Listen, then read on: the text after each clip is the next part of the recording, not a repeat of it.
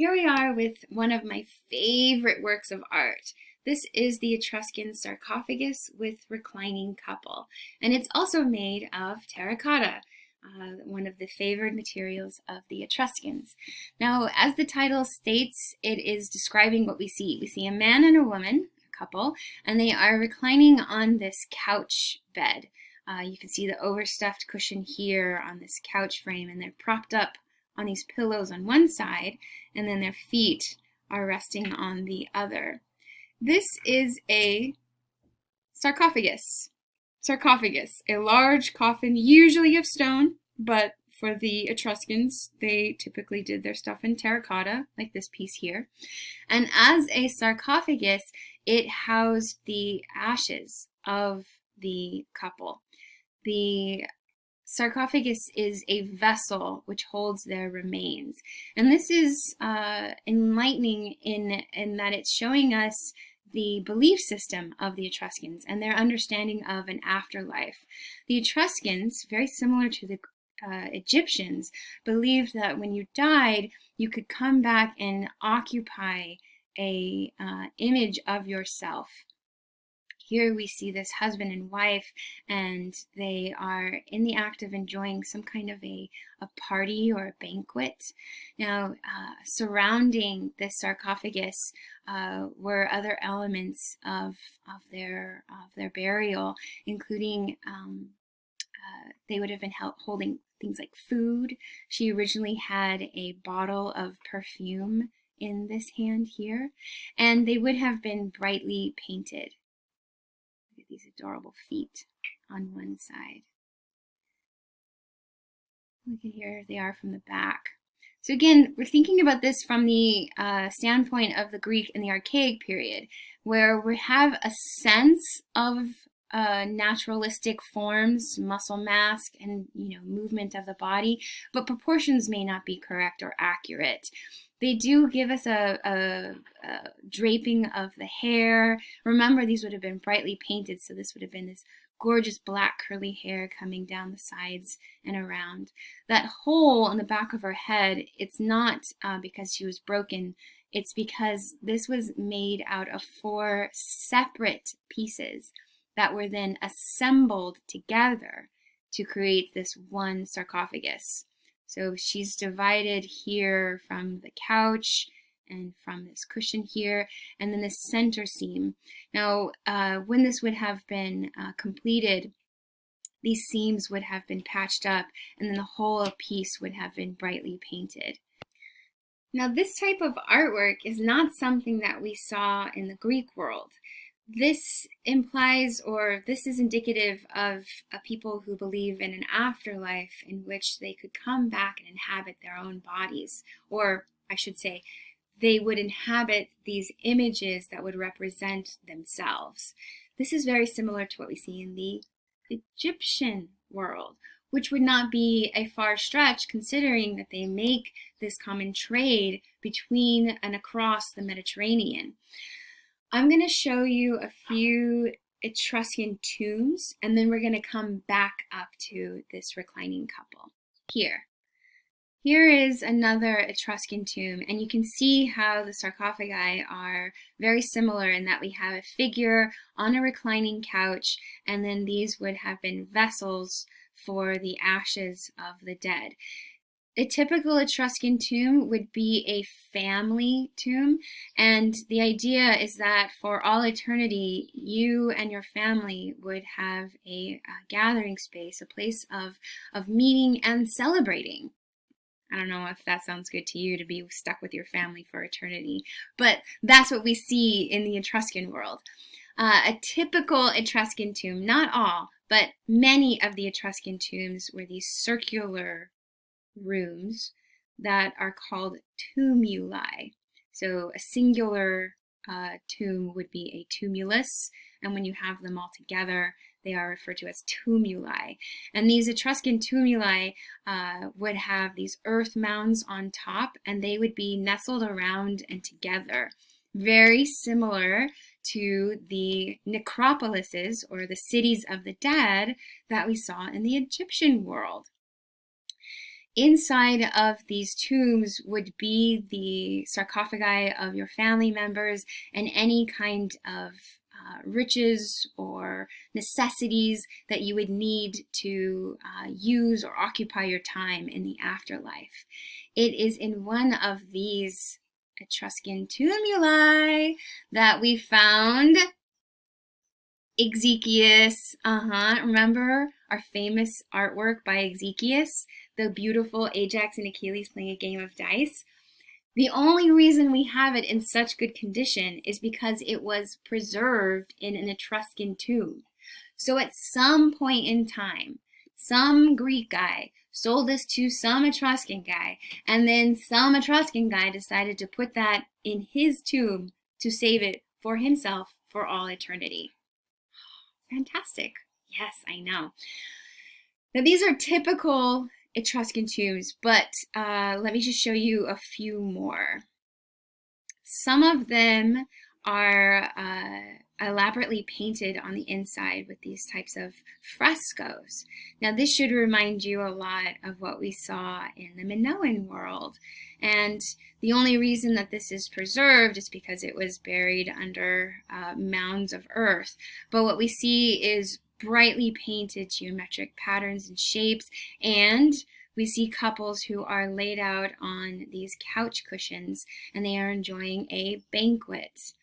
So, one more, hold on. This is another really famous Etruscan tomb. This is called the Tomb of the Reliefs. The tomb itself was carved into the rock, and instead of the sarcophagi in the shape of couch cushions, the little windows or cubby holes that you see here are the couch cushions themselves. And then these elements like the pillows are either carved of the rock or terracotta and then placed onto the surface of the rock. This is called the Tomb of the Reliefs because you can see all around in this tomb are different tools and elements that this family would have needed for the afterlife, like axes and swords and cords of rope, right? We got cooking pots. Here we have a collapsible chair. We have some cooking utensils. Underneath this central couch, we have here the god of the underworld and his three-headed dog. And look at, even your own dog is hanging out here in your tomb. So we see, very similar to the Egyptians, a sense of providing for the dead for all eternity. Now let's go back to our Etruscan couple. Here we are with our Etruscan couple, and let's now think of that in terms of the context of an afterlife. So here we have a man and a woman, and they are enjoying this banquet in the afterlife. He would have been holding some food, perhaps as an offering to himself in the afterlife. She held in her hand this perfumed oil. Perhaps she was putting this on her hands in some kind of a funeral ceremony. The two sit closely on this couch cushion, right? Let's walk around this piece. I always love to have my students just sit and look at this piece, and then I'm going to ask you a few questions about this couple, okay?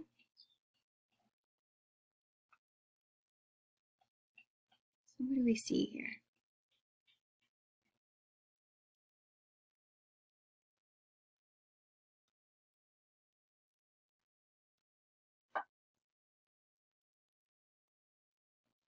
Okay.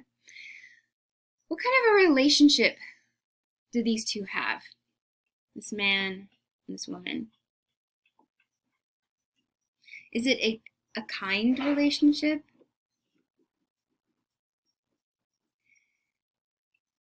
Friendly relationship? There's a sense of care and tenderness, I hear you saying. Yeah, absolutely. We have this comfort between them. She's nestled under his arm, and he very casually, very comfortably drapes his arm over her shoulder. And in his hand, remember, he would have been offering some food there. Is he offering her a little bite of food? Are they in the middle of a conversation at this banquet in this tomb? In terms of anatomy, okay, yeah, it's not very accurate. Remember, this is the archaic period where we're getting a sense of naturalism, right? We have some bulging muscles and we have a sense of structure for the torso, but then it really kind of gets lost at the waist, right? And then their little feet kind of just flop off to the side there, don't they? So it's not going to be as amazingly accurate and natural as what we see in the high classical, late classical, or the Hellenistic for that matter. But that's because this comes way before that. Instead, I want you to focus in on this relationship between the two of them. Because what this is showing us the relationship of men and women in the Etruscan world. Very different than the Greek world, very different than ancient Near East, ancient Mesopotamia. Instead, what we know for a fact is that Etruscan women enjoyed a much more equal partnership, equal relationship. They enjoyed more freedom and independence than the Greek women or the later Roman women of their times. We know from their writings and from others like the Greeks or the later Romans descriptions of the Etruscan society that Etruscan women could go outside of their house, attend banquets at other people's houses. They could go to sporting events. Wow, what a great idea. Have ladies come out of the houses. They could keep their maiden name.